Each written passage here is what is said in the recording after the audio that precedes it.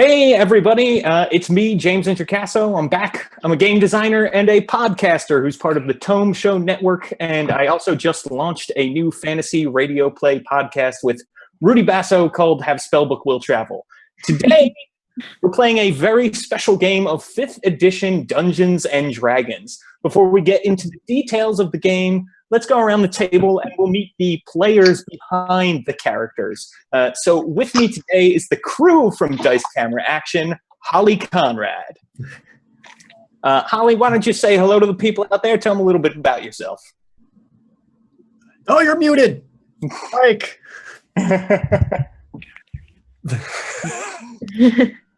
No, right. It's not in Zoom, so it must be on your settings somewhere. You're not muted in Zoom, Holly. Want to start with someone else while she figures that out? So we also have Anna Prosser-Robinson. Anna, thank you for being here today. Yeah, thanks. You want me to introduce who I am as a person? Yeah. Or my character? No, you're a real life person. We'll do your character in a minute.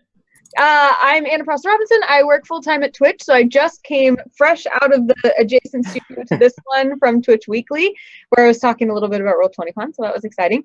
I also do a lot of on-camera work in esports and video games as a host, interviewer, journalist, whatever needs doing, actress, that kind of stuff. And I'm also the co-founder of Misclicks, which is an online community for uplifting and supporting women role models in geek and gaming culture. Our longest running show is a 2nd edition homebrew Dungeons and Dragons show that we've been doing on Roll20 since almost 3 years ago now, I think. So yeah, I'm really excited to be here, and I love to play with these guys, so this is gonna be fun.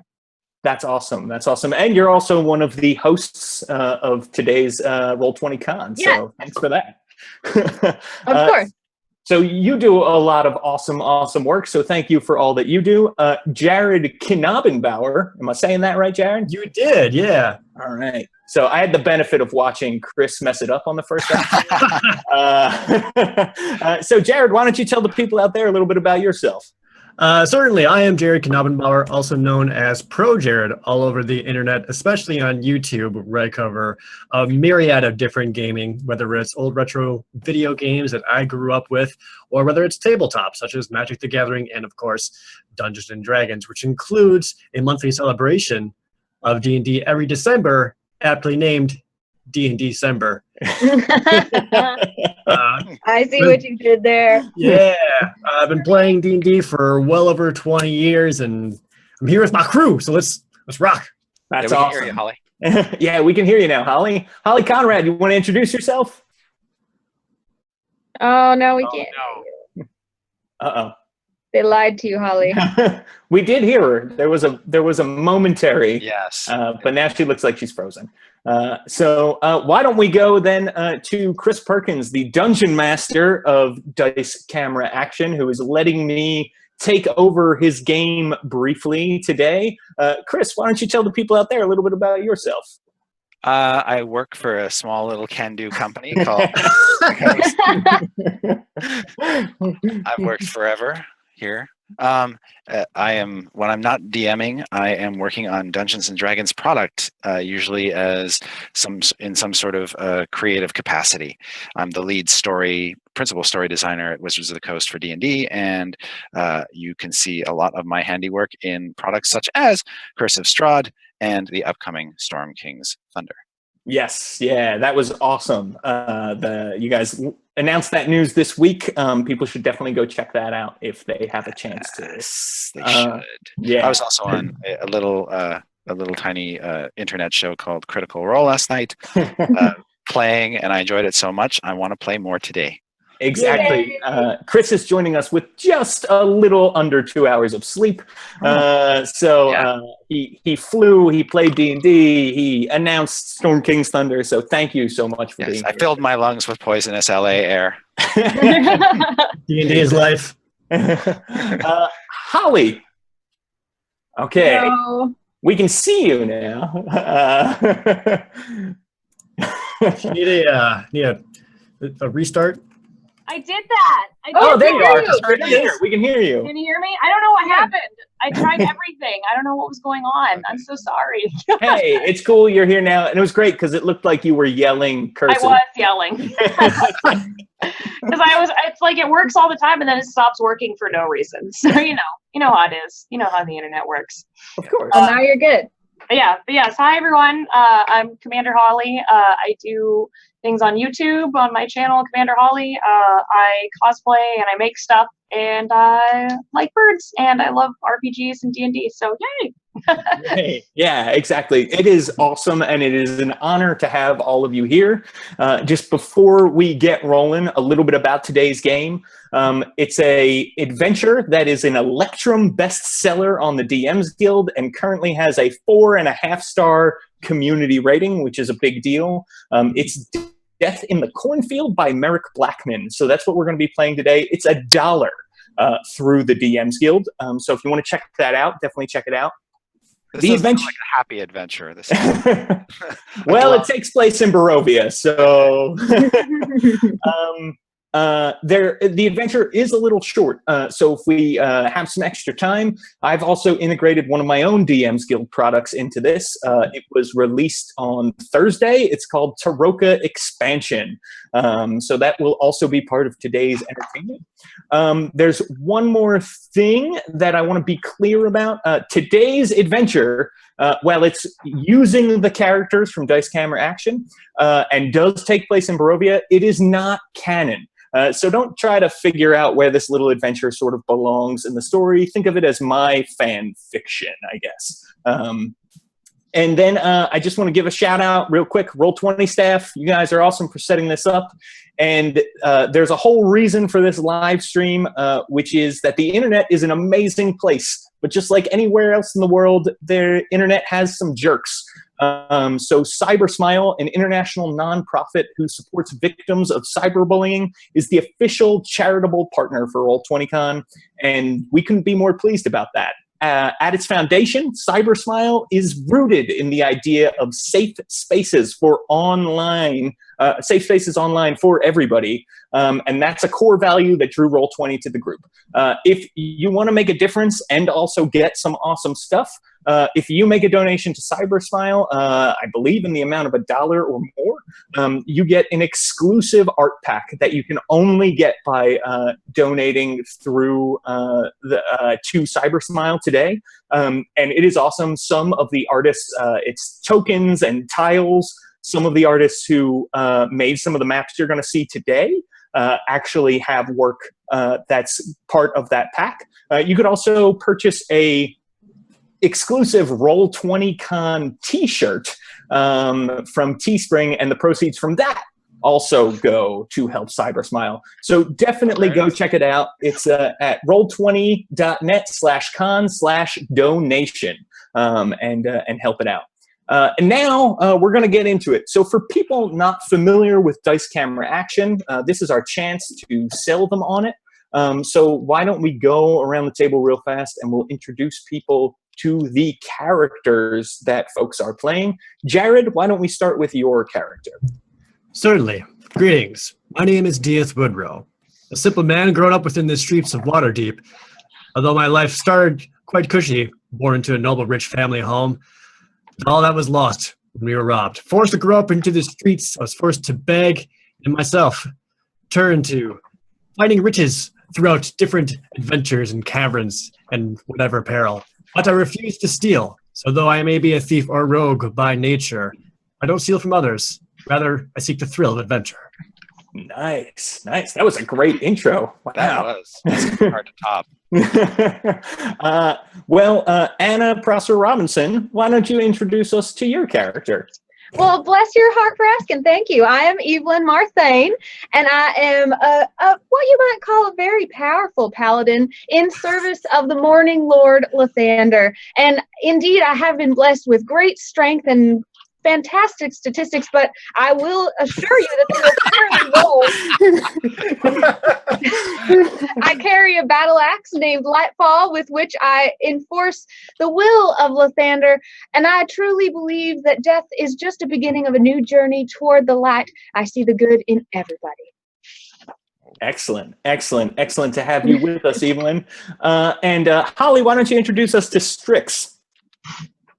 Hey, Burke, my name is Strix. I'm from Sigil. You probably don't know where that is, and I don't really care if you know where it is anyway. Yeah, I have a pet rat. His name is Stinky. His brain kind of shows a little bit. That's pretty much it. I used to bake.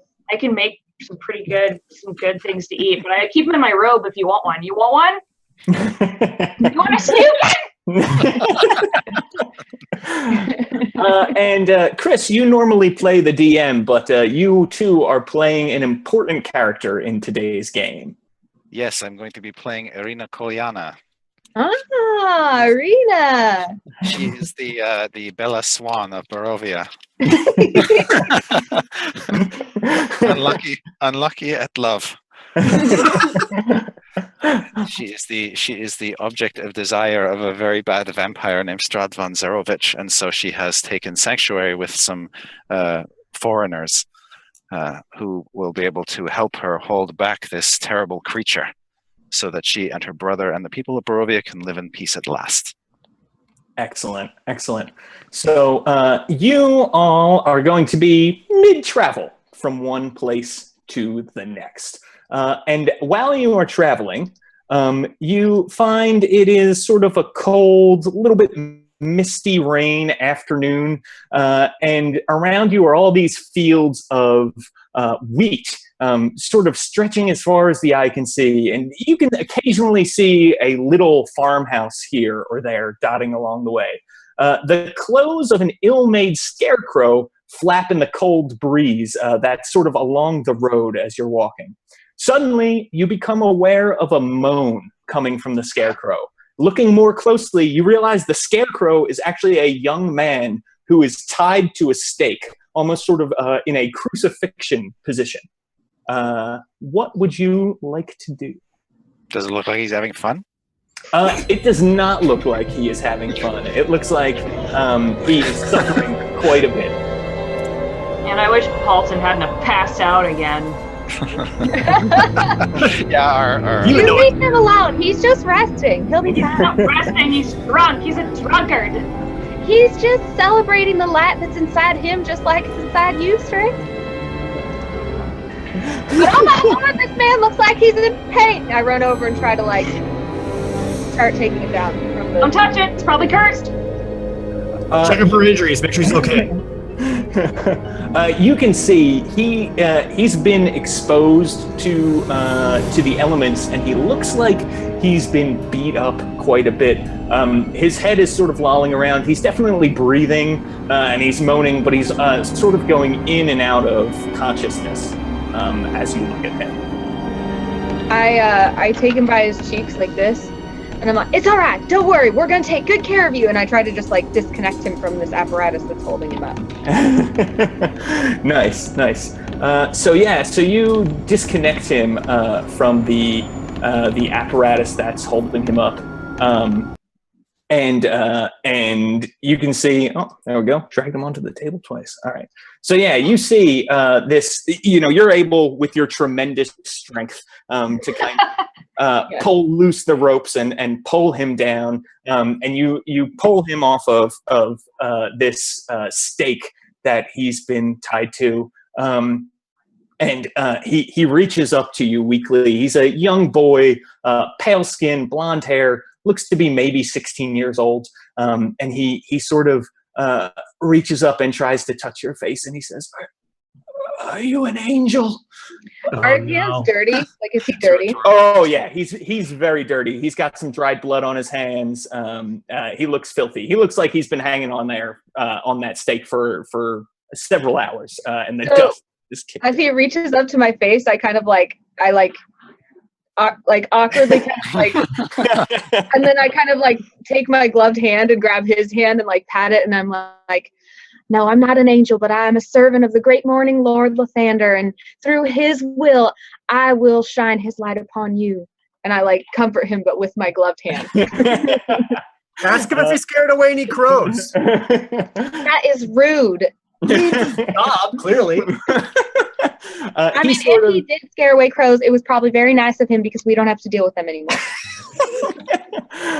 He sort of says, "Water," and then passes out in your arms. Oops.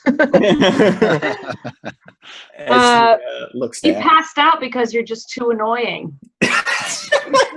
Oh, Strix, that's a funny joke you just told. Thanks for that. I take out. Do I have like a water flask? I guess. Yeah, you'd have a water skin on. So I just see if I can kind of open his mouth and give him some water and kind of like do the general like patting cheeks and shaking shoulders and feeding water things that you would do to try to get someone to come to. Gotcha. So what are the rest of you doing while Evelyn is taking care of this young man? Cornfields are scary. I'm looking around the cornfield. Also, plants make me uneasy. All right, excellent. Very good. Let's make a perception check there for me, Strix. Should I do it in the Roll20? Yeah. So you get all dice going around. If you bring up the character sheet, if you just click the word perception under skills, it'll make you a perception check. Yeah. Oh. Hold on. I'm trying to find. This is very exciting. I haven't used this before, so it's very exciting for me. All right, where is it? Under skill. I'm still trying to find it. My computer is being super weird today. While that's happening, Arena will just kneel down near Evelyn and the young boy to see if he comes to. So maybe she'll ask him a question like, "Who put you up here?" So yeah, he is recovering and he is sucking down as much water as you will give to him, and he coughs and sputters a little bit, and he says, "My parents, they're possessed by evil spirits. Oh, you have to help them. My parents, something is driving them crazy. When I came home last night after visiting with some friends, they beat me up, and then they hung me up here. I don't know what's going on." I make like a symbol of crossing myself by Lathander. Mm-hmm. What evil work! You must lead us to them, and we will pray over them, and I'm sure we can fix things right up. Sure. And he sort of he reaches up to grab both you and Arena now. You're leaning out of the way, and he's kind of too weak to reach very far, so he doesn't actually get his dirt on your face. And he says, "But you should check on my friends. My friends first. The farmhands. They live across the way." And he points. So there are two houses, sort of to the south end of the map here. One is larger and has some windows on it. What you guys are probably witnessing right now is Roll20's dynamic lighting effect, which sort of blocks the things on the map that your character wouldn't be able to see at the moment. And there is a smaller house, and he is indicating this smaller windowless house, and he says, "Alina and Edwin, they were with me, and my parents said that they were coming for them next. You need to check on Alina and Edwin first." Well, all right, if you say so. Are you feeling a little better, or do you need something before we go? I did it, and I rolled a 1. Everyone loses. So that's one of the things is Roll20 will roll 2 numbers for you at once, just in case you have advantage to speed up the process a little bit. So the way typically that I like to run things is if you the number on the left-hand side, the first number that you would read if you were reading left to right, is the typical roll if you don't have advantage or disadvantage. And if you roll and don't like the result and then say you want to use inspiration or an ability that lets you roll again, we just roll again and then take the first number on the left, as opposed to you knowing what that second number is. But if you're in a situation where you already have advantage, we'll just use both numbers. Does that make sense? I gotcha. Okay. Cool. Yeah. So that's he points and he says to you, I'm so weak and tired. If there were food, maybe that you had. I can reach into my robe and give him a little piece of bread. Gotcha. Yeah. So you reach into the robe and pull out a piece of bread. And is this a piece of bread that you've baked? I mean, I probably found it, and it's probably a little dirty, possibly old. We're not really sure. Gotcha. So he accepts your stale, dirty bread. I will say, I'll say, keep taking care of this kid. I'll check out the houses, and I will stealth my way out to the smaller house that he pointed to earlier with his siblings to see if there's a window or anything that can kind of scope out without revealing my position. Gotcha. So as you get closer, you notice there is smoke coming out of the larger house's chimney. There is no smoke coming out of the chimney of the smaller house, and it is a cold day, so it would be something you would expect if there were people inside. If you want to, you can actually, if you'd like, DF, bring your mini around and kind of scope around the house if you want. Oh, you got it. You can tell that there are no windows around this house at all. So it does, in fact, it looks almost more like it's some sort of converted shed that's been put together. All right. If it's a shed, it has to have a door. Yes, and it does indeed have a door on the eastern side. Eastern side. All right. Let me get an ear to the door, see if I can hear any kind of whispers or movement on the inside. Sure. Yeah, go ahead and roll me up a perception check. All right. And you said I can just click that on my character sheet? Yeah, if you just click perception under skills. Oh, wait. Ha! Hey. All right. Even after taking your time and listening carefully, it is deathly silent on the other. Impressively well-made shed. Must be a recording booth. Right. Yeah. So yeah, you definitely can't hear anything coming. Okay. I'll give the other members of the party a moment. Sure. So, Evelyn, how do we know that this boy is not actually the demon-possessed one, and his parents tied him up here so that he could not do any harm to anyone? You know, Arena, that's very paranoid, but it is a good point. I cast detect evil. Okay. Yeah, you use your sense evil ability to see if he's like undead or a fiend or evil. Exactly. I'm watching her do it. And I'm like, it's everywhere. I don't know what you're looking for. Yeah, you do not ping on this young boy. And that has a range, right, of like 60 feet, and it lasts for a minute thereabouts. So within 60 feet, oddly enough, in Barovia, there is no evil at the moment that close to you. We'll never leave the circle. Trix, you can just stay close to me. You can stay right here next to me. I kind of like snuggle up closer to her. But I don't like. I'm gonna cough on you.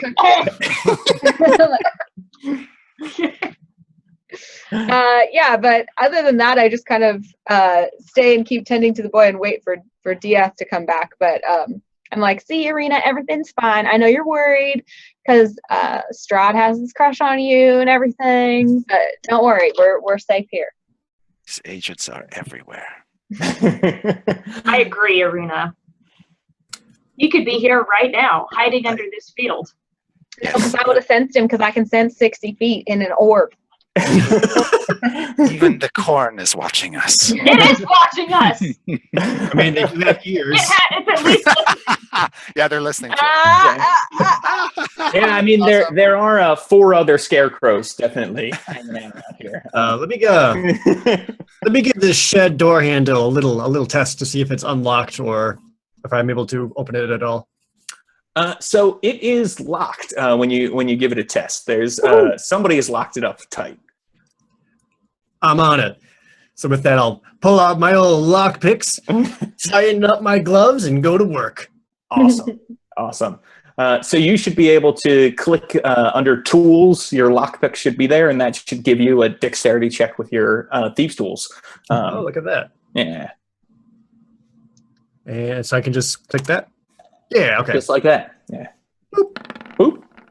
Oh, those are good ones. Oh, yeah. Whoa. Crushed it.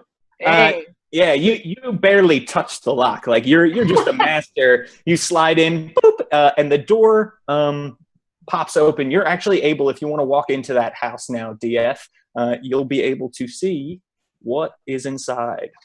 I don't quite yet. I look over at the rest of the group and kind of signal some to join me. So I'm not going to do this by myself. Irina will come and join you. I'll come join you too. Awesome. I toss tired weak boy over my shoulder and follow. You're getting dirt on you. Tired weak boy, what is your name? My name is Elias, and he's starting to get some of his color is coming back. You can see he's actually recovering nicely after the bread and the water. And he says, "To be honest, I'd rather stay here till I know my parents are okay. If that's all right with you, ma'am." Well, as you wish. May the light of the morning Lord shine upon you and protect you in all ways possible. And then I turn tail and follow my friends. All right, awesome. Yeah, and you can see he's sitting down. He's kind of trying to bite into the stale dirt. I gotta walk up to him and be like, what she means in common is it's going to be okay. Excellent. That's kind of what I meant. Thanks for trying to translate. So, Diath, whenever you're ready, and anybody else, you can go ahead in and. With the rest of the party joining me, I'll withdraw my short sword and kind of keep it at the side and look at my comrades and kind of give them a quick nod to make sure we're all good to go, just in case throw down. Oh, I'm ready. All right. And I'm behind you. with that, I will gently push the shed door open. Okay, so as you push the shed door open, you are greeted to a very small, what is indeed a shed that looks like somebody put a chimney in and a bed and a small table and chairs. The room, though, probably the most alarming feature is the floor is kind of covered in blood, and the bed is messed up. It looks like someone was dragged out of the bed and then stabbed repeatedly, maybe on the floor. There is blood all over the place. And the fireplace is cold. It hasn't been burning for many hours. Just another Friday in Barovia. As soon as I step onto that floor and notice how much blood is there, I almost imperceptibly activate my flying boots and just hover over it a little bit. So I look awesome. like I'm walking, but it's like this far above the ground, so I'm not getting blood on my boots. That's awesome. Inspiration for you, Evelyn. Playing to your character for sure. So there is definitely blood here on the floor, and you hover over it. In fact, Evelyn, you notice because of what you're doing, there are bloody footprints all through this blood that sort of lead back out the door that you came in. Friends, I see that there are some bloody footprints that lead out the door we came in. Do I notice anything else about them? Like, do they look a certain size or a style of shoe or anything like that? Make me an investigation check. Ooh. Yeah. Investigation. Mm-hmm. Sorry, I'm clicking to my character sheet. Getting investigation. All feet are the same. Only weirdos study feet. So. After Evelyn points out the bloody footprints leading to the door we came out, I'll immediately check the outside where I was beforehand, checking the ground to see if I can see where these footprints lead off to, checking for bloody blades of grass or upturned dirt or whatever. Yeah, why don't you roll me an investigation check, DF? You got it. Bloop. Womp. You're able to see the blood does continue to the right of the door when he comes out of the door, and then it just sort of trails off. Whoever it was clearly trying to not leave as much of a trail. But you would guess that whoever they are, they at least went right immediately coming out of the door. Like towards the south? Yeah, towards the south. Is there Okay. any evidence that somebody was dragged or anything? Yeah, actually, that is a great point. It looks like maybe one person was dragged this way, and as you get further south, DF, you can see some of the footprints get heavier. So it looks like you don't see bloody footprints right in the dirt, but you do see footprints that looks like maybe one person, if there were two people, one of them might have been dragging something and another one was carrying something very heavy. Gotcha. I'm gonna do a religion check to see if there's any sign of sacrifice or maybe some kind of demonic presence. I like it. Considering where we are, I'm just at this point, Strix just like, all right, time to just look for a cult. I don't know.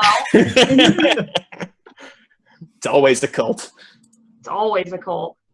All right. So so Strix, you know a lot about the occult, right? I do. And one of the things that you know, this is sort of a weird thing to know, so it's up to you whether or not you want to share it with the party, certainly. But the amount of blood that's on the floor doesn't actually look like maybe somebody being hacked apart. But you know from sort of demonic rituals, because of the way it's pooled all in one spot, it actually looks like these individuals might have been beheaded at one or more people's. That's a popular weird evil cult thing to do, I imagine. So Yeah. Since I always overshare with my party, I will tell them some bloods were cutting people up in here. They're missing their heads. Just so you know. That usually only happens on Saturdays. I understand. When you come out of the door, Elias calls to you. Are they okay? Everything fine over there? We're all fine in the light of the morning, Lord. Thanks for But taking they're dead though, yeah. His shoulders slump and he begins crying hysterically. Oh no, I cannot handle crying. Nope. I'm just gonna run over to him and start like trying to comfort him with my like kind of scary, already dirty hands. And I just start slapping DF. What's wrong with you? I'm not good with kids, sorry. Where's Paulton? He's resting. He needs his beauty sleep. Yes. Paulton is, we all know Paulton is hungover somewhere, catching his beauty sleep. So when he's not being possessed, DF. I don't know what you're talking about. So you go over and Strix, Elias, he accepts your embrace. Good. And he cuddles. He's cold, and he tries to cuddle you, similar to the way Evelyn was trying to sort of cuddle up to you earlier, to show that you were buds. I'm gonna give him Stinky, my little cranium rat, to play with. Oh, he is pumped. He's Stinky little cranium rat. Yeah, that'll make him forget about his head. I'm just like, don't touch his brain; they'll bite you. So he's he is still very sad, but he does handle the rat, and it does sort of make him smile at times, grimace at others, between his tears, and I think Strix has found a boyfriend. and he says, I just don't know what's wrong with my parents. Well, it couldn't have been them. Something made them do that, or it wasn't them. Someone else did that. They did not do that of their own accord. They wouldn't do that. I mean, you're probably right. They were probably possessed or something terrible. Are they vampires? You ever see them bite anyone? You say vampire, and he sort of sits up straight, and he's like, you don't think that got to them, do you? Yes, he absolutely did, probably, most likely. And you see he makes like a quick sort of folksy religious sign over himself, and he begins to rock back and forth, and he's holding Cranium Rat tightly, not too tightly, but tightly in one fist, and he's just sort of rocking back and forth, and he's like, I think you should go help my parents now. Oh, don't worry, we're going to. Evelyn, he's talking about gods and stuff. It's your turn. That's awesome. Strict inspiration for you. I walk over and I say, would you like to say a prayer with me? And he holds out the hand that isn't holding Cranium Rat, which has dried blood and dirt on it. And he says, yes, please. Okay, I hold his hand and I say, dear morning lord, in all your light and glory, help us, your humble servants, to know that whatever your decision is for all of those around us, it is the right one. And that as we move forward in this life, even through death, we are moving toward our own light. And help us to let go of those we have lost as they move toward their brightest end. In the name of the morning lord. And then I do a big symbol. And he There she goes. He nods along and he says, what did you call the morning lord? Lathander. Oh, we have a morning lord here. We just call him the morning lord. We don't call him Lathander. Not on a first name basis, like yeah. It's actually Mr. the Morning Lord. And he's sort of taken in by this, and he's holding the rat, and he looks calmed down. I squeeze his hand and I say, don't worry, I will teach you. You just stick with me, and I will teach you about our great morning lord, Lathander. And he stands up with Cranium Rat for the first time since he's sort of gotten off the thing. He was, sitting back or laying down, and he says, thank you. I think my parents need the help of the morning lord too. And the hand that has the rat, he sort of tries to reach around and embrace you in a big hug. So the Cranium Rat is touching you too. I take the hug, but I because I'm wearing armor and a cape and gloves and everything. Sure, yeah, you've got protective layers. I'm I just don't want to touch any of my exposed skin or my hair. Right. But I don't make that obvious. I'm trying to be there. Yeah, and he's he's very grateful, and he breaks the hug, and he's like, thank you. It's so much. Why would my parents do that? And he kind of stands up, and he's now pacing around the cornfield, sort of talking to himself and the rat, and the rat's listening. Why don't we see if there's anything in that other house that could tell us where they might have gone? Excellent. So before we go over to the other house, which he indicates to you, Evelyn, when you say that's his parents' house, that's where they are right now. Does Diath and Irina, do you guys want to do anything? You do see the footprints that continue to the south. Once you catch those heavier ones, you get that they sort of go around back to where the chimney is in the house. Yep. Irina, things look to be a bit deadlier here than I anticipated. Ready your sword arm. Why don't you take the lead on this? All right. Excellent. So if you guys actually want to move the minis to the back, there is something to reveal there. I'll follow you. I'll stay far behind. I'm trying to zoom out so I can see where I'm going. There we go. So there are two big mounds of dirt and an outhouse, because gotta have an outhouse. So there are these two big mounds of dirt that are there that definitely look freshly dug up and sort of piled down. These look about person sized, I would say. Yeah, they do look about person sized. I'm just gonna start taking my staff and just digging them up. Oh, here we go. Why are you desecrating these graves? Yeah, see what happened? I'm still digging it up. You gotta get over this, people. And there's graves everywhere. Everywhere's a grave. I'm just still digging. Yeah. Well, you're right. They probably weren't properly blessed to begin with. So maybe I'm digging faster out of rage.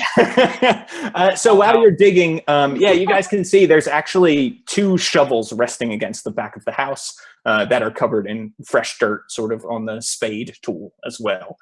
So if people want to help, that's definitely a thing that you can do. So Strix, as you're digging up, you can see there are two shallow graves. At the bottom of them are some very pale bodies with their heads cut off and also thrown into the grave. So here is a thought. Do demon-possessed people take the trouble to bury their dead? That's a great question, Way Arena. around. Depends on how possessed they are. I mean, are they only a little bit possessed, or are they all the way possessed? Well, even the most possessed usually aren't this courteous. Arena, I'm going to give you inspiration for that and not comment further. I mean, Arena, you know these parts way better than any of us do, and if you think that's the case, then I believe you. But what does that mean about what they probably were if they weren't demon possessed? It could be that they just are misguided, like they believed somehow that the people they were killing were doing something terrible. What if the people they were killing were doing something terrible? Because they felt bad enough to bury the bodies. They also chopped their head off, which means maybe the people in these graves were possessed and not them, Or considering... maybe they thought they were vampires. Exactly. I would like to check out the bodies, see if there's anything about them that I can ascertain any kind of information about them. Yeah, so How long they've been dead, etc. sure. So they, you can tell you've seen a lot of death in your time, DF. It's pretty tragic. They look to be maybe about 17 or 18 years old each. One man, one woman. They are, like I said, they're very pale. Look like they've been drained of a lot of their blood. Pretty obvious. I mean, there was a fair amount of blood when you walked into the room. They each have a wedding ring on their finger. Yeah, and they look, they look like they were poorer individuals. They were, they're dressed in some raggedy clothing but they look like they were maybe well taken care of, like they weren't skinny or starving or anything like that. They just look like maybe they were poor farmhands who worked on a farm who were married to each other. And they do. And I would say the only thing of value they really have are those wedding rings on their fingers. All right. I'm not taking them or anything, so I'll leave them be. Mm-hmm. I ping my divine sense again to see if I get any weirdness from their bodies. Sure, yeah. You don't get at it. You do feel a little bit like a tiny, tiny tinge of evil in each body. There is something not right with these bodies. I feel a darkness within them that is not natural. Only a slight darkness. But it's there. And you can feel it's fading. Even as you're detecting, it feels like it's waning just a little bit by a little bit. Sorry, did you say that the heads were not here? The heads are there. They're just disconnected from the bodies. They're tossed in there. Yeah. So they buried them, and they're like, bury that too. Yeah, and it does go worth noting that each one does have sort of a little makeshift marker. Nothing is written on it, but they are. It looks like sort of wood lashed together to look like a more archaic symbol of the Morning Lord. Evelyn, you would recognize that. It's not the modern look of the Morning Lord, but it is more archaic.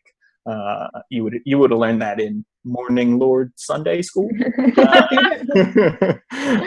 So yeah, and DF, inspiration for you for not taking the rings, because I know that's a part of your story. I would like to use her primeval awareness. Expend one of her spell slots to focus her awareness on the region around her, and for the next 4 minutes, trying to sense whether or not one of the following creatures is present within 1 mile of her: aberrations, celestials, dragons, elementals, fae, fiends, and undead. The feature doesn't reveal the number of creatures, their specific location, or anything like that. It just says, hey, within 1 mile of here, there's one of these things or more of these things. Gotcha. And it's type, right? That you... Yeah. Okay. So within 1 mile, you are getting a really weird signal. You're getting like a half undead signal. You're not getting any fiends or any of the other creatures that you named. Although I would imagine within Barovia they're probably somewhere. But yeah, within 1 mile of this location, you're getting undead, But having grown up in Barovia and probably having had this ability for a while, Undead are like cats here, right? They're just yeah. So what it's like to ping on undead, and this feels Sure. like a weaker ping somehow. okay. I'm feeling like there was something wrong in these bodies, but it's draining away, almost as though these were possessed and now are beginning to be unpossessed. Can I do like a religion check or something like that to see if I have any idea why that would be happening? Yeah. Let's make a religion check. Okay, let's do it. Okay. You're not sure. It could be. It very well could be that like maybe they were possessed, and now that they're dead, the evil is slowly leaving their body. Or it couldn't be. These people are certainly not old enough to be Elias's parents. They look to be maybe a couple years older than he is. But that's about it. Before we go over to the house, I'll just poke my head into the outhouse, make sure there's no shenanigans in there. It is a very, at the moment, very normal sort of outhouse. No shenanigans other than Shenaniganless?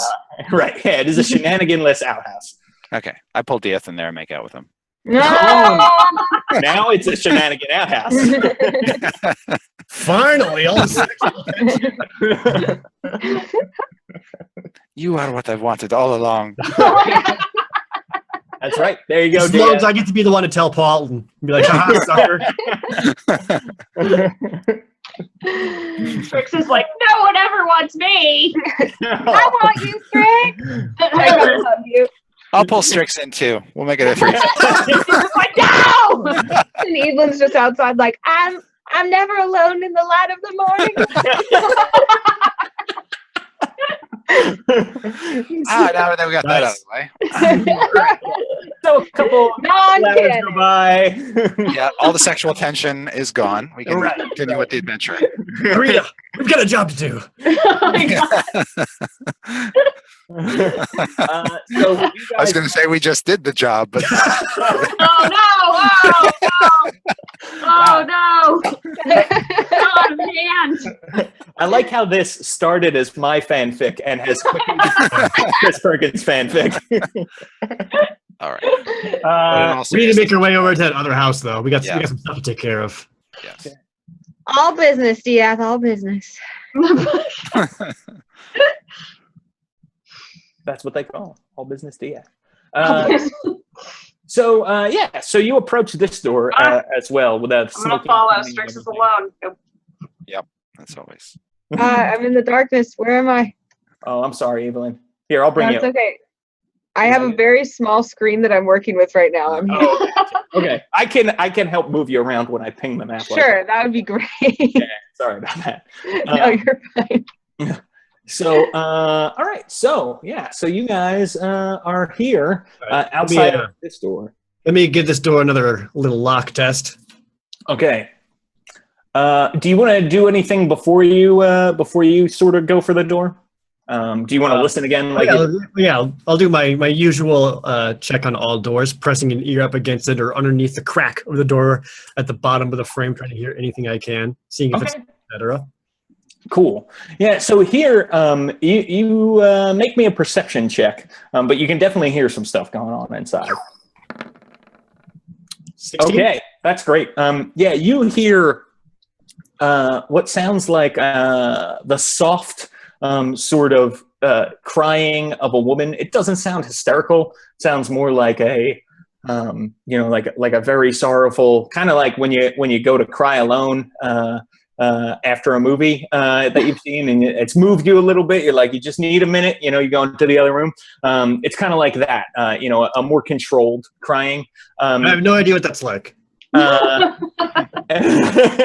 neither. I thought maybe you would. But yeah, so you hear this soft crying, and then you hear a woman's voice sort of between these sobs say, do you think the collector will come? And And then you hear a sort of gruffer male voice, but it's gentle, say, I don't think so. If they're all dead, she won't be making an appearance. She'll have nothing to collect.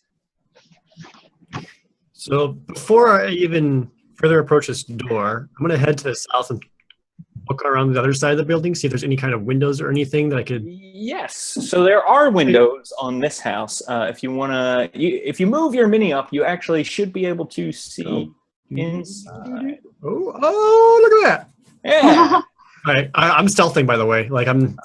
Yeah, make a stealth check for me. All right. Yay. Yay, look at those dice go. Okay. I like to use inspiration. Yeah, and go not ahead. ruin this. But do I roll again or take the 24? Roll again. Okay. If you use inspiration after knowing the result, roll again. If you're using it before, don't worry. Ah, 22. 22. Somehow DF disappears from the rest of you too. Just sort of. Oh, I'm good. So yeah, DF. Yes, you can see a middle-aged couple. A man and woman look to be late 40s, early 50s. The man has red hair and red in his beard. The woman has blonde hair. They are both dressed only slightly better than the bodies you saw buried. They're dressed similarly to Elias. They have sort of peasant clothes on. The woman is crying, and she looks frightened while she's talking to her husband. The husband looks upset. They both look tired, like they've been up all night, and they're talking quite a bit. You can see, in addition to that, you can see all the other stuff you see there. There's a bed, like a smaller bed, presumably Elias's, with a chest. There's a table and chairs. There's a table with some tools, farming tools at the back of it. From where I am, can I see any kind of evidence of any blood-stained equipment or anything on their clothes, or if there's dirt on their clothes, anything that could suggest that they had anything to do with the bodies we just saw? Not from where you are at the moment. But make me a perception check, because maybe there is. Let's see. Perhaps that. Yeah. 17? Yeah. So yeah, you can see. It looks like there are definitely you can see the man isn't wearing his boots, and when you look by the door, his boots are by the door, and you can see they're caked with fresh dirt on them, more than you would just have from like walking around kicking up dirt in the fields. Would you say blood-covered dirt? Maybe not necessarily blood-covered dirt, but maybe. Okay. Well, it looks like it's all the information I can get for now, so I shall return to the rest of my party. Mm-hmm. Kind of very quietly inform them of everything I just saw, letting them know exactly where these people inside are positioned, etc. Mm-hmm. That being said, I don't think we should just go in arms ready. Perhaps there's a really good explanation for all of this. You should talk to them. All right, who wants to knock on the door? I can pretend I'm selling pastries. that's a great idea. I'll knock on the door. Oh, wait. That window that I was just at? What Yeah. kind of window was it? Was it like, What kind of window was it? was it like glass covered? It has like a T. Like how big was it, etc. Oh, gotcha. So it's about 5 feet. Wait, actually, I think I'm using the grid too much. 5 feet for the window. For the window. So yeah, it's maybe about like 2 to 3 feet. It's got it's a 2 glass panes, one at the top, one at the bottom, so they can slide it open when it gets hot out. Right. I don't know if that ever happens in Barovia, Okay. but they have the ability to sort of open that window. And looking down the side of the house, there are 2 other windows on the other side. Should someone say desire to do a badass diving roll through it with their human-sized body, shatter the windows, and look awesome? You're just trying to get that in for your dead again. It is certainly a possibility that one could do that. They're big enough to climb in and out of, so they're big enough to shatter with your body and roll through if you want. All right. Arena, you take the door. I'll cover you from the south window. All right. If you break their window, know that they probably will not be able to afford a replacement. They got bigger problems right now. All right, so I'll wait till he's sort of around the side of the building before I knock on the door, but then I'll knock on the door. Okay, so yeah, you see DF go around, you wait a little bit, you knock on the door. DF, you can see inside the woman and the man jump, and they look at each other, and you... and I'll go, it's the collector! No, that's not who they wanted. I won't do that. So actually, you hear her say, you hear Melina say, the collector, and gasp. And Irina, since this is the first time you're hearing that name, you have heard fables about the collector, having grown up in Barovia. The collector is supposedly, and in fact, I would say you dare fear the collector at times now. The collector is supposedly one of Strahd's servants, a Vistana, who the legend goes, it is a Vistana who dared to try to cross him once. And so he sort of took this Vistana and used the unnatural magic of Castle Ravenloft to prolong her life and put her through a brainwashing program, essentially. And now, in the ultimate twist of irony, she goes and fetches new servants for Strahd. And so she's like, when he makes a new vampire spawn, if Strahd's too busy dealing with adventurers or something, she shows up and collects them. And she also has a penchant for loving to harass adventurers. It's her job to sort of test the waters and see if they're, worthy of Strahd's time, and an invitation to Castle Ravenloft. All right.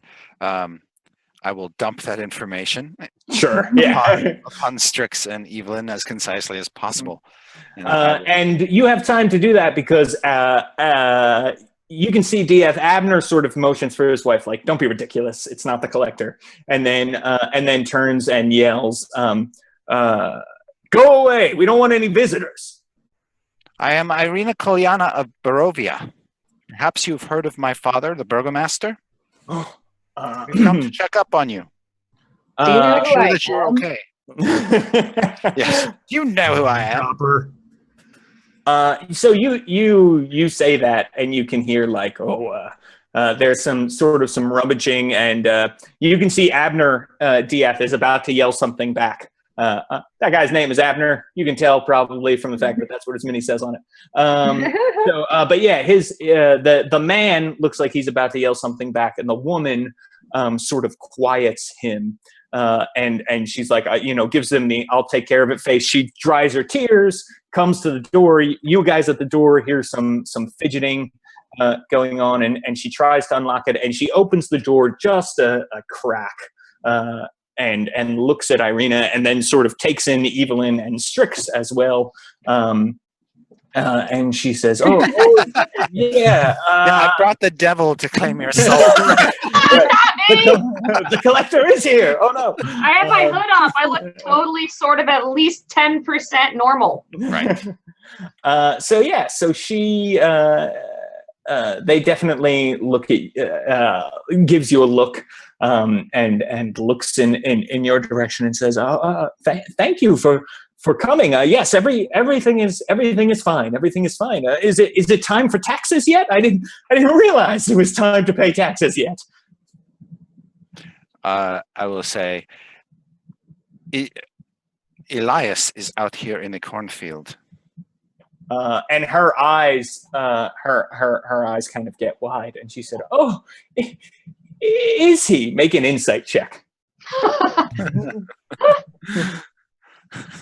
Yes, he is. Boom, boom, boom. All right.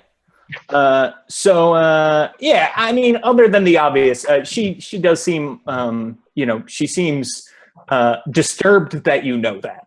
Yeah. Can I make an insight check to see if I notice over? Yeah, anybody can. Strix, if you'd like to make one. Anybody who sees. Sure, why not? And I'll say, perhaps you can explain why he was tied to that stand. And at that moment, you hear somebody walking around, like some very purposeful steps walking to the back of the house, followed by some very purposeful steps that begin to walk back towards the door. And she just sort of looks at you in shock and gives a Evelyn and Strix, you can't discern anything other than the obvious there as well. But yeah, she says, "Oh, it must have just been a game that he was playing with his friends. You know how boys are, doing such strange things. I'm sure he's fine. We can handle it from here." You're the worst parents ever. And Diath, you see coming back in into the frame here is the father, and he has an axe, and that axe is bloody. You can tell it's got dried blood on it as he is walking towards the door. J'accuse! That looks suspiciously like something that might have been used to chop someone's head off in another house. And he gets to the door and he swings it wide open. And he's got the axe and he's sort of like talking with it in all of your faces. And he's like, "Now you listen here, all right? What we do at my house is my business. Don't you have better things to attend to? Your whole town is plagued by some vampire. We're just here living our lives. Why did you have to come here?" And he gets super, super mad. And I wait for the sound of breaking glass. Yeah, that's the signal. I'm leaping in, baby. I think it's time to roll initiative. Ha!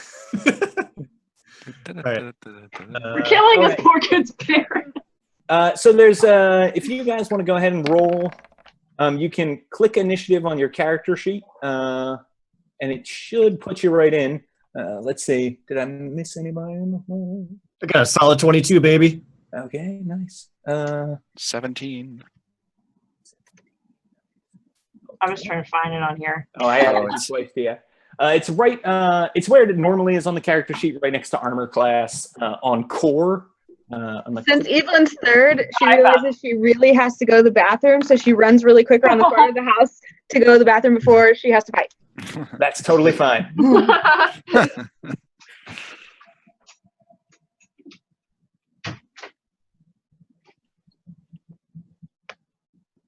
Oh, well.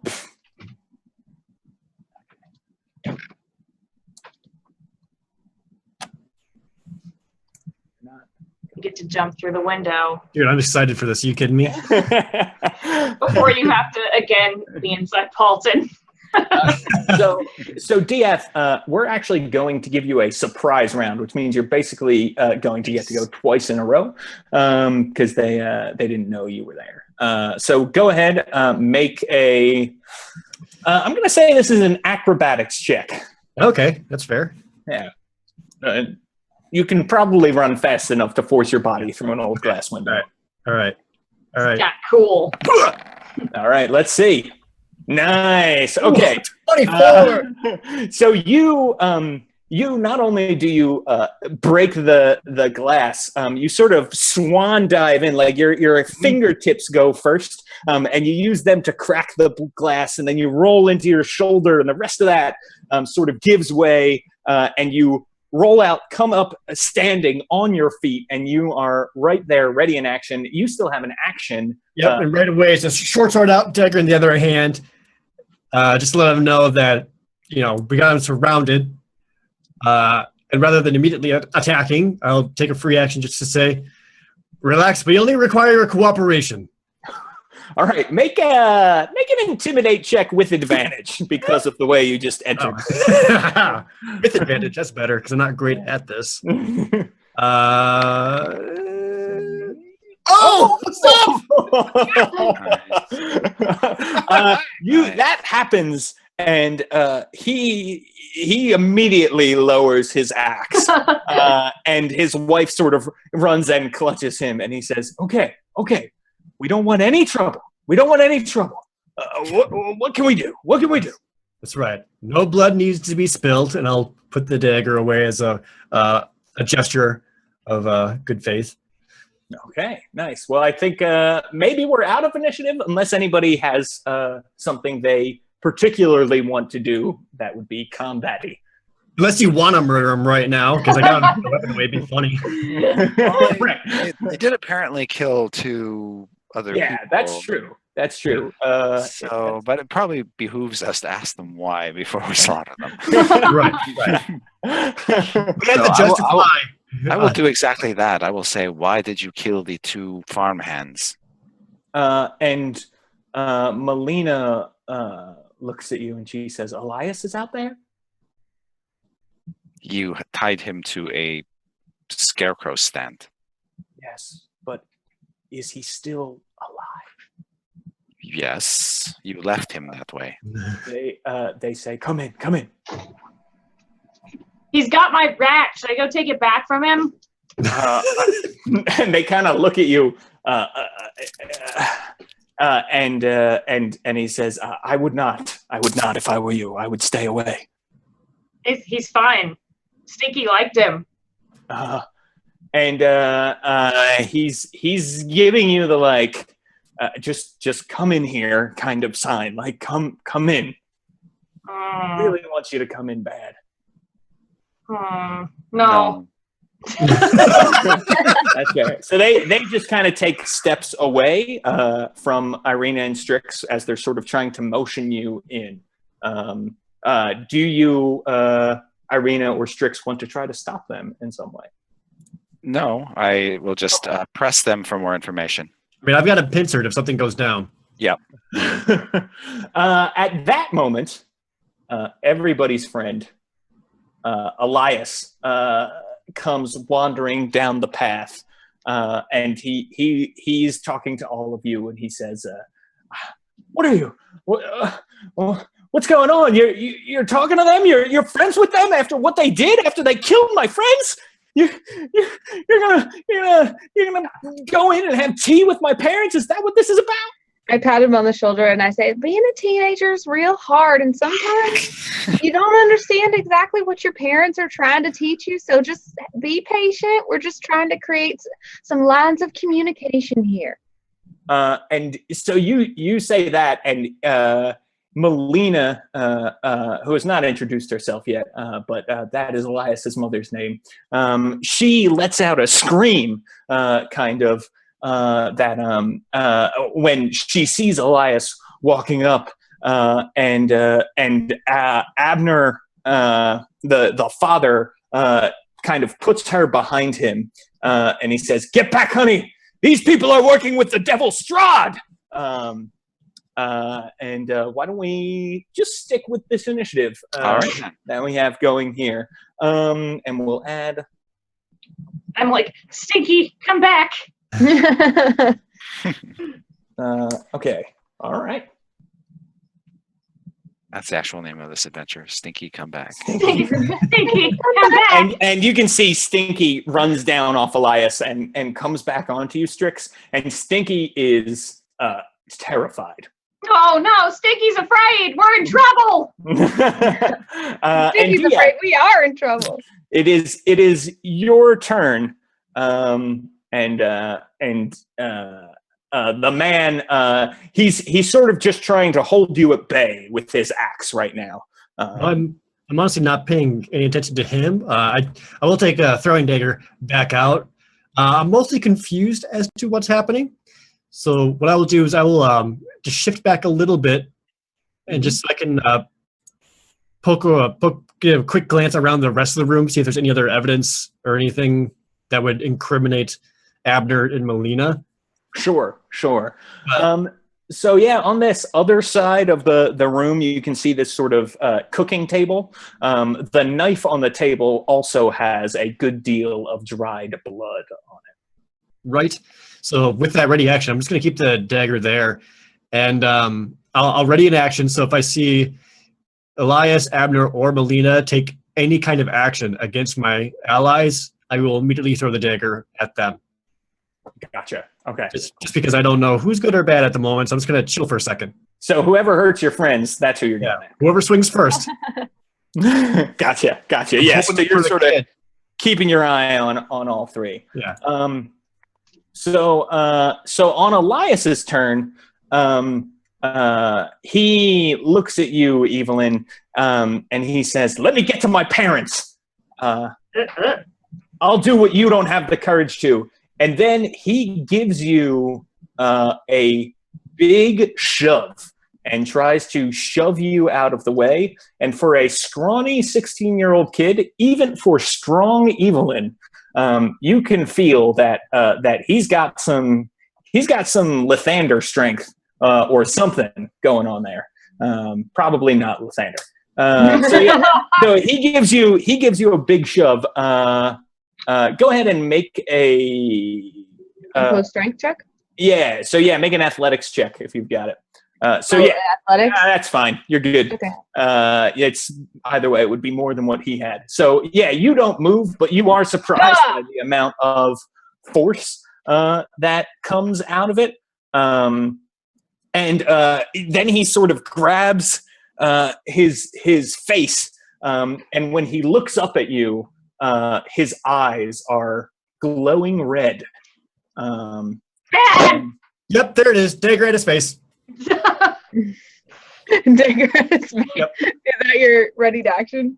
Yeah. Yep. Awesome. He's got the glowing eyes. Ah! So and he's got his skin turns paler. He grows claws on his hands. Fangs come out of his mouth. Oh, geez. He looks not unlike your very first combat encounter in Barovia in the basement of the church.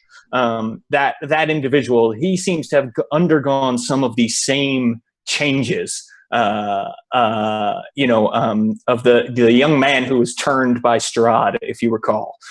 So he does have one more attack, and he, with his newfound claws, takes a swipe at you, Evelyn. Does a 19 hit your armor class? Yes, unfortunately. Okay. So he deals 7 slashing damage. Ow! As he kind of gets you just across the exposed skin of your neck with his dirty nails. Yeah. He was bound and determined, I guess, to touch you with his dirty hands on the neck. You said he did 7? Yes, he does 7 damage. Slashing. May I throw my dagger at him now? Yes, you may, Dia. Okay. What do I need to click for the attack roll?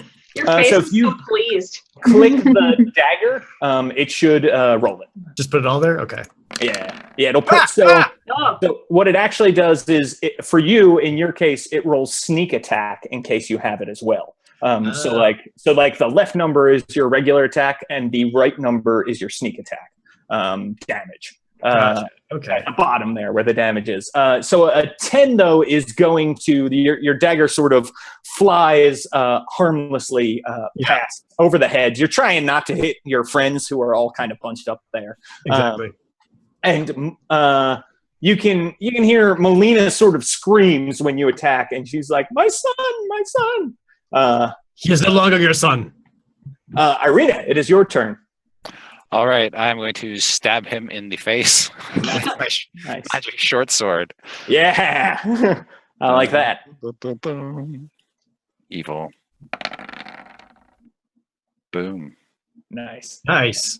Nice one. So Irina's that got is the chops. that is a big hit on this guy. Your sword definitely stabs him right in his poor farmer gut. And he takes 10 damage, and he looks really, really mad. This is something that would have laid old Elias low, so there is a moment of shock, and then a wicked grin as he realizes his newfound survivability. It will be short-lived. Yes. Is there anything else you would like to do? I would like to say, how dare you lie to us? Nice. And you have that offhand attack as well, if you want to make that. Pressuring you? Right. I just want you to know because I know with my slightly inferior normal short sword. Right, exactly. Yes, I will do that. I'm not expecting anything grand here, but bloop. Yeah, But so I- that also hits. And that you do notice, because there is no magic Right. in this strike. It does sort of not cut as deep as you would expect it to Right. on him. Did I lose my attack because he attacked me? Oh my gosh, I'm so sorry. No, you lost your attack because I'm bad at D&D. So why don't you go ahead and take your turn right now, Evelyn? And Okay.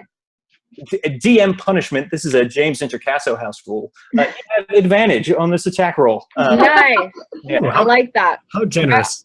I also want to use Divine Smite, so I'll expend a spell slot to do 2d8 plus 1d8 per spell level radiant damage, plus 1d8 if it's an undead or a fiend. Nice. And this certainly is an undead. In fact, I would say any of you who still have your undead evil sensors, they are now fully going on. Now that his Alright. transformation to a vampire spawn has been complete. Yeah, so as soon as he like slashes me across the neck, I like, but then like the holy radiance of Lathander shines from my eyes and I raise Lightfall and I say, "The light of Lathander compels you!" And I bring it to bear down on him. And I think I'm doing that. I think I'm going to even do that with two hands. I think I'm pissed. I throw down my shield and I'm two-hand wielding Lightfall right now. So. Nice. Yeah, crush 'em. Nice. Okay. All right. So I think I mentioned my Taroka deck product to you guys. Mhm. Since this is our first critical miss of the Aw. night, one of the things that my idea was like, I've got this Taroka deck. I want to be able to do some more stuff with it. So one of the things that can happen with it is you can determine critical miss and critical hit effects. So go ahead and draw a card from the deck, Evelyn, and tell me what you get. Please fall in the dirt. Draw one card. Yeah. And I don't know where it showed up. Oh, so it's above your name at the bottom of the screen. I clicked on it and it just says Taroka deck, Oh, but it gotcha. doesn't say what the card is. What's I this can- innocent? When I click on it, I can see the card innocent. Yeah. Yes, it is innocent. So what happens? What is our critical miss effect for the innocent? It's so sad when I call on the light of Lathander and then I miss. It is. And Lathander's like, not today. Like, come on. He's too busy like watching some Netflix or something. All right. So It's making a smoothie. Yeah. I have to get this wheatgrass right. let's see. Your attack is so wild and passionate. It takes a moment for you to recover. You have disadvantage on all saving throws made before the end of your next turn. Not too Well, bad. that's fair. Yin and yang. I Yeah. had advantage and I failed it completely, so now I have disadvantage. I feel like that's just. There you go. There you go. So that is Evelyn's turn. Irina already went Strix. It is now your turn. All right, spooky guy. I walk as far away against this wall that I can by the door. And then I'm going to cast Hold Person on him. Nice. So you're sort of Because moving. I learned from the last time. All right. So hold person. Let's see. Is that a wisdom saving throw? I clicked on it. Oh, that tells you what we need to know. All right. Wisdom saving throw, yep. Yep. Wisdom saving throw. Okay. So 13. What is your spell save DC, Strix? My attack bonus or my DC? Your DC. I don't know what I'm looking for on the wrong page. Oh, 13. 13. Okay, so he does actually beat your save. Wow. You feel yourself like the claws of your magic momentarily wrap around his mind, and then he shrugs it off, and then he stares at you like, "Oh, No! I'm coming." Why is it always me?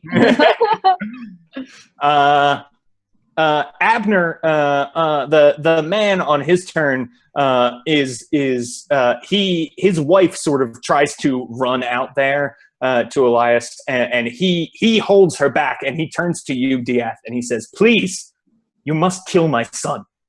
Done. He seems to understand the situation here. So okay. I start to cry. My heart goes out to him. Oh no. I'll respond by looking at Abner and saying, "Get her out of here. Hide back in the bedroom. We'll handle this." Gotcha. And they do. They begin to make their way back here into their bedroom, and it is now your turn. Oh, me? Yeah. All right.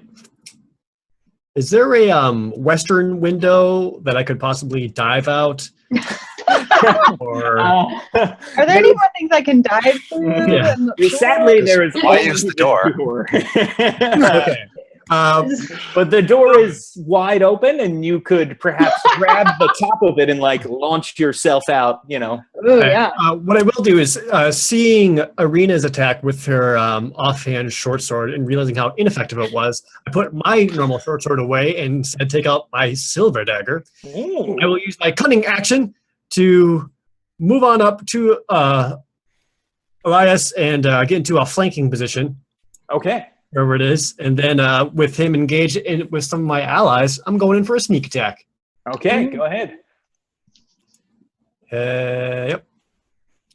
Blah, blah, blah, blah, blah, blah. And yes, that. Yeah, I think those are some pretty good swings in there. Yeah, definitely. Let's see. So I feel like there's extra D6 here than there should be. So there should be 2d6, right? For your sneak attack, and then it's 1d4 plus 4 for your dagger. Right. So okay. So with the roll here, my left is my dagger damage. Yeah. So the left is your dagger damage. The right is your sneak attack. You rolled max damage. If you hover over it, you can see the. I gotcha. Okay. So it was 8 damage on the dagger, and then 2 for the sneak attack. Okay. Gotcha. Is that right? Yeah. So you can feel. Even though your dagger is silver, this creature doesn't seem to be affected any more by silver than he is by Arena's normal non-magic short sword. But he definitely does take some of that damage, and Elias sort of hisses and is very seems rather upset. That his parents are kind of out of his grasp, and you're in the moment. Okay, well, that's my turn. All right. So at the beginning of Elias's turn, you can see DF, the wound you just made begins to close up as he regenerates a bit. But he's still angry at Strix, right? Wouldn't that be great? He is still rather angry at Strix for believing she has power over him, but he's more upset with you for telling his parents to go hide in the back. Oh no. So the first thing he's going to do is he's going to grab at you with his claws. Bring it on, I got moves. So a 21 hits your AC, I'm guessing. Oh, okay. Yeah, it does. So he does no damage. He grabs you with that attack. And then raises his fangs and tries to bite into your neck. Help? Let's see. So 24 on the bite. Your hit point maximum is reduced by 7 as he sucks in your blood, and he begins to heal. No! And actually, that reduction in your hit points heals him enough that he is back to full hit points. Oh, come on. And he says, "Thank you," because he's weird and creepy. Evelyn, it's your turn. I'm like enraged that I first missed, so I heave Lightfall back up and say, "Keep your dirty mouth off my friends!" and try to take another swing. And since I didn't hit before, my Divine Smite still is in effect, right? Until I hit with a melee attack? Yes, so you decide to spend Divine Smite after you hit. So yeah, Okay. You're totally good with that. This time do I hit? Yes, a 13 does actually hit. Hey! Yay. Okay, so the 7 slashing damage is in addition to 3 extra d8 then, I think. So should I just roll 3d8? Yeah, roll 3d8 and we'll add it up.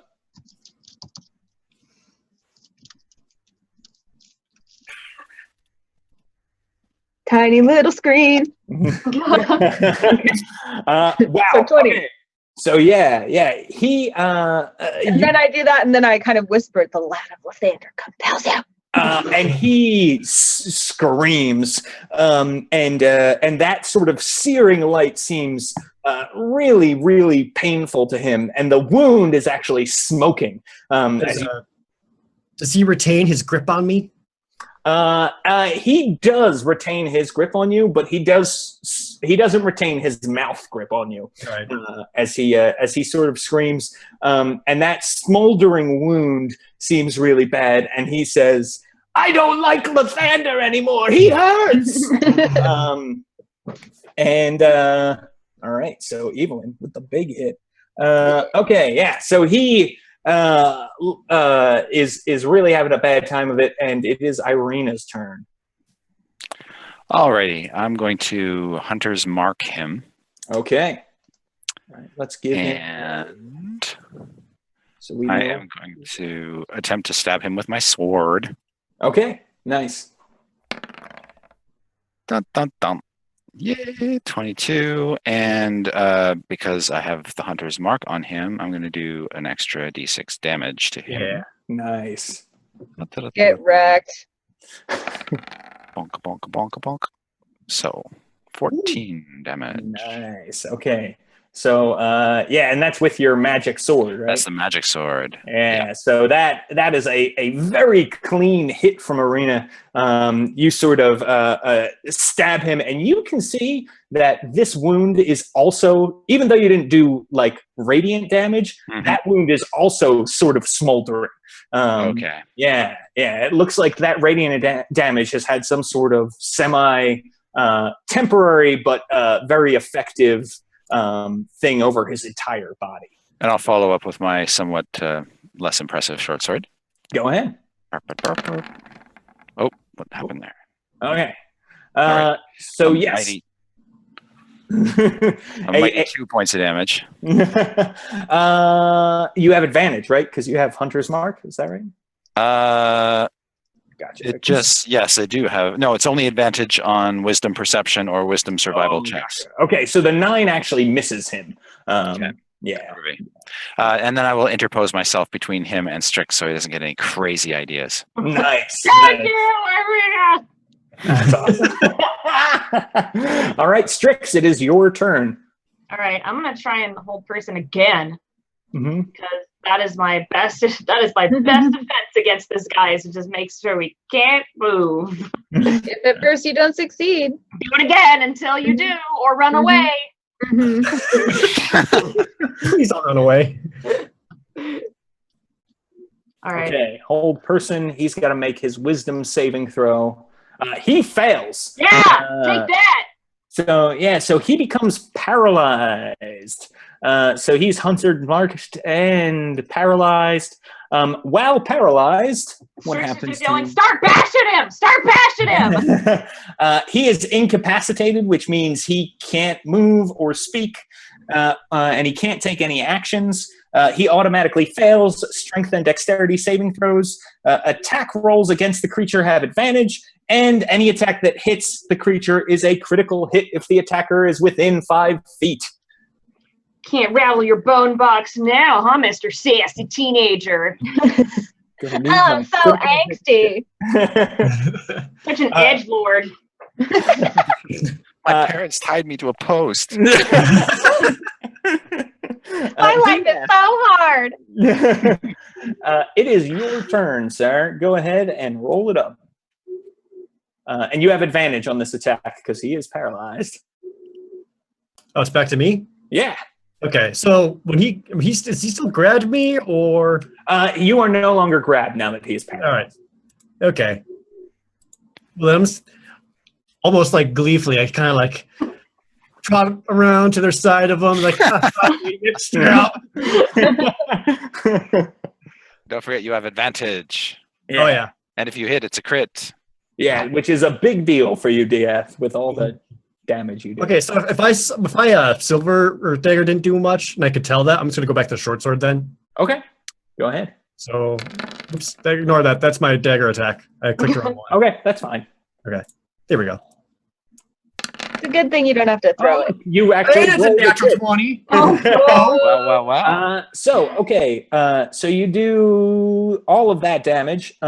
Plus, why don't you go ahead and draw a card from the deck, and let's see what critical hit effect he is going to suffer. Okay, Catch on fire. Catch on fire. draw one card. Ha. I got the Traitor. damn right. Traitor. Yeah. That's who you got? All right, cool. I got the traitor. Okay, so the traitor. Pulling up my PDF. All right, so this is a critical hit with the traitor. He's a guy. He's one of the high cards, right? Oh no, he's not. Okay.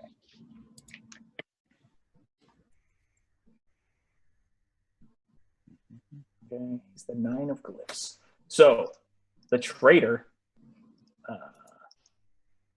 You get to add another D10 to your damage with this hit. Ooh, okay, So roll another D10 and we'll add that all together. you got it. Suck it, idiot. So they're 8. Excellent. That's a lot of damage. Yeah, that's a ton of damage. So Kids are 26 biting me. plus 9, 30. Okay. All right. Yeah. Dang. So you do 35 damage. This is not a magical weapon, though. Right. Not to rain on your parade, because that is still impressive. Yeah. So you do quite a It's bit of not damage. you, it's the equipment. It is. Thank you, Chris. So he takes that, and it is now his turn. He is paralyzed. He also does not regenerate because he took that radiant damage. Yeah. Yeah, keep Yeah. that coming. Yeah. And he is going to make a wisdom saving throw because he can at the end of his turn. One short. He is not able to break Strix's hold over his mind. It is the end of his turn, and it is now Evelyn's turn. Can somebody please gif what Holly just did? Strix seems like a really unfortunate way of casting spells. I like to imagine that her hood's like falling back. Didn't learn from anyone, you know. Just gotta do what you gotta do. So I walk around to in front of what's his face, Elias, Elias. and I look him right in the unmoving face, and I explain to him in my most loving way possible that like this is not the end, and I'm releasing his true soul to walk in the light of the morning Lord, freeing him from this husk of a body that has now taken his earthly place. Oh, Shut up and wail on him. This is wonderful. And then when they say that, I'm like, yeah, okay. And I just take another shot with light fall. And I just like basically attempt to behead him and make it over as quickly as possible with Nice. Lightfall. All right. So go ahead, roll with advantage. Yeah, that definitely hits. Okay, and let's see. Why don't you pull a card from the deck to see what your critical hit effect is? I think there's something that like doesn't allow me to see what the cards are. I drew it, so can you guys see what it is? Yeah, I can. And have you tried clicking on the little box with the number? Yeah. Okay. It just That's a says necromancer. rock a deck, and then it doesn't. Okay. Necromancer. The Necromancer, the 8 of stars. Your attack inspires your allies who are able to make a melee attack if they are within reach as a reaction. Outstanding. So everybody go ahead. Everybody gets to make a free attack. yes. So I hit him with my staff, like, Yeah, do it. It's like a frenzy. get him! So yeah, go ahead. Everybody can roll it up here. All right. I do 7 with my short sword, my magical short sword. Okay, nice. Look at all those dice. I did 6 with my short sword. All right, awesome. Holly. You do indeed, Strix. You get your staff in there, and you are whacking them away on the head. Bonk, bonk, bonk, bonk. Yeah. So you get them for a point of bludgeoning damage. Evelyn, did you want to do anything else before the end of your turn? What do you mean? Like make another attack? Oh no, can't do that, I wasn't like- sure if you wanted to radiant him or not. That was really nice. Yeah, I suppose I should. Yeah. But can I wait? So I'm not an experienced paladin. That's totally fine. I've only really what do you mean in addition to Divine Smite? What would I radiant him? So that's what I'm saying is, did you want to do Divine Smite? Can I do that again? Oh, I can do that again because I can just use another spell slot, huh? Yeah, you can. As long as you've got spell slots, you can do it. Sure. Yeah. Keep Totally. it going. Yeah, make him sizzle. Yeah. So would that be cast upon the melee hit that I already did? Yeah, you've already hit. So if you want to inject a little bit of divine flavor there, Okay. that'd be great. So another one of those 3d8 rolls. Totally. All right. Nice. Yeah. Okay. Taste the flavor of Lathander the Morning Lord. Nice. Tastes And, like lemon. Also steal. and you can see, as much as Strix allows him to struggle, he is struggling, which is not much. Irina, it is your turn. Okay. Once more, same as before. Short sword, short sword. Time for fun.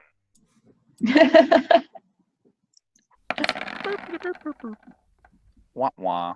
Nice. Okay. So even with paralyzation, Strix reaching over you to beat with her staff sort of gets in the way of your attack. My lesser weapon. But is that does more hit. successful. Yes. Yeah. 4 points. And that is. I'm sorry. You should all be rolling critical damage as well. Oh, that's right, because he's held. Yeah, so actually, what I'm going to say is, since we haven't accounted for that or really pulled from the deck, this blow actually is the one that lays Elias low.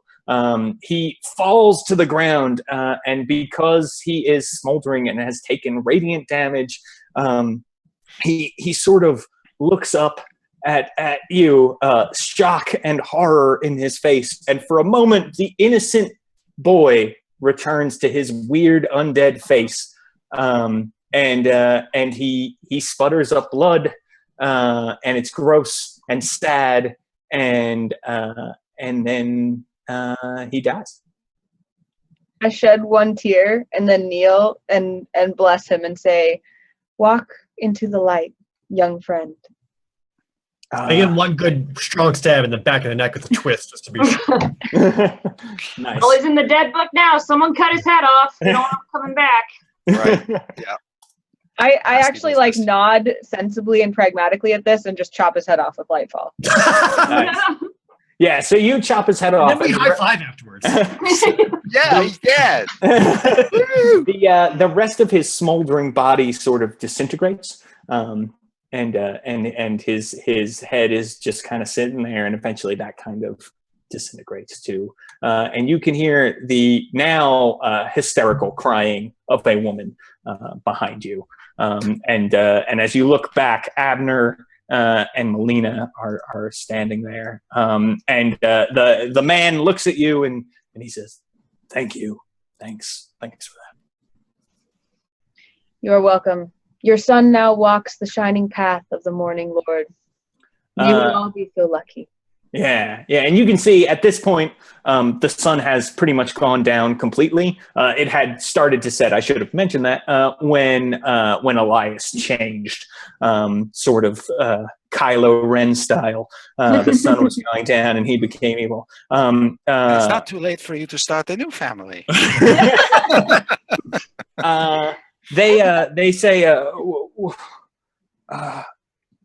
won't you come in and we can explain what happened? Does it involve lots of exposition? Not much. I go in. Yeah. So they, Sure thing. But just so you know, if you try anything, you saw what happened to that dude. I think it's okay, Dia. I think. Yeah, I think we can take him. I'm Right. feeling pretty good about myself, so I like swagger in. Yeah. Nice. I'll follow from the back, kind of looking around. Okay, Yep. nice. Evelyn, you're getting blood all over their floor.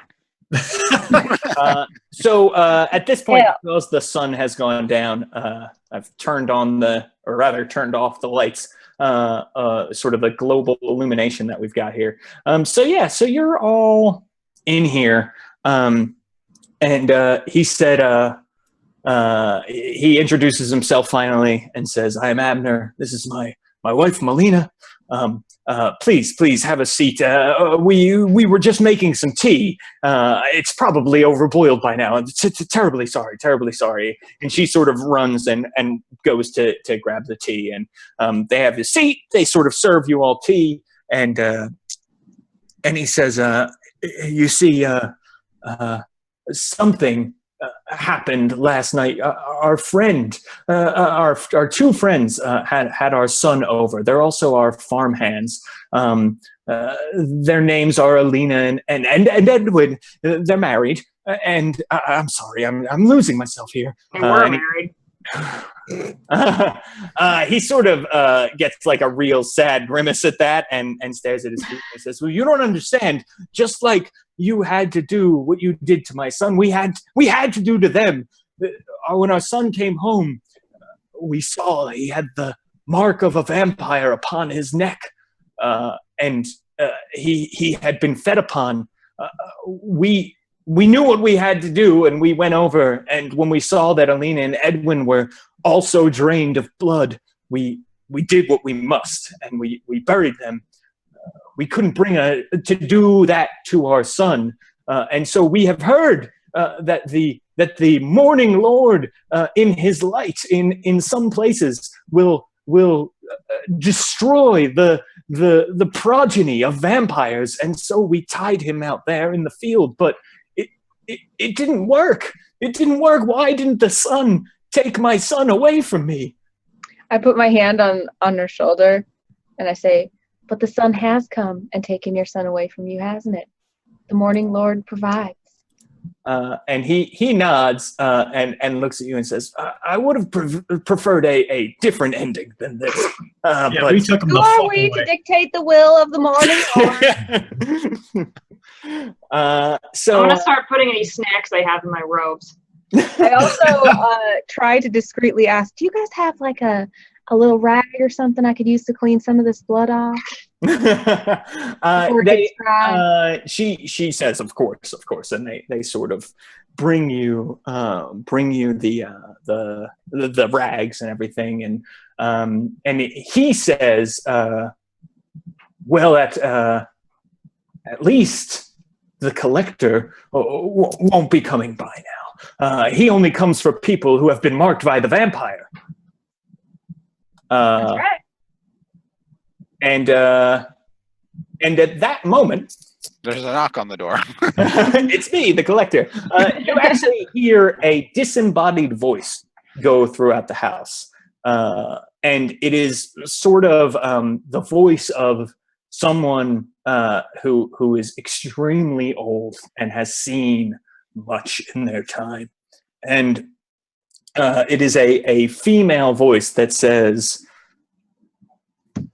"Well, the boy is gone, but there is another who has been marked by the vampire who is in your house." The house is alive. Stab it. I like poke it with light bulb.